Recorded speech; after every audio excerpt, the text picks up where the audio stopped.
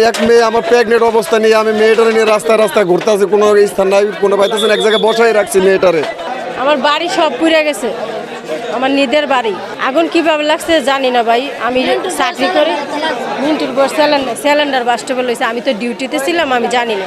আমি এখনো বাসায় যাইতে পারিনি, ডিউটি থেকে যে আইসা ঢুকছি, কোনো দিক দিয়ে বাসায় যাইতে পারতেছি না। আমাদের পিছনে এখনো চলতেছে, এখন আমরা নিরাপদ না।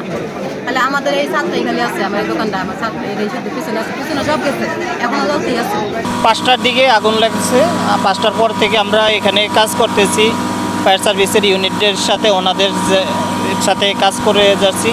এখানে 2টা পাম্প আছে, 2টা পাম্পে প্রায় 4টা ডেলিভারি হচ্ছে, 5 আছে, পানি ডেলিভারি হচ্ছে ভালোই। ওইখানে আমাদের ইউনিটের অনেক বাইরেই কাজ করতেছে, ফায়ার সার্ভিসের লোক ব্যতীত অনেকে আমাদের এখানে অংশগ্রহণ করে কাজ করতেছে স্বতঃস্ফূর্তভাবে। আশা করা যায় অল্প সময়ের মধ্যে নিয়ন্ত্রণে চলে আসবে।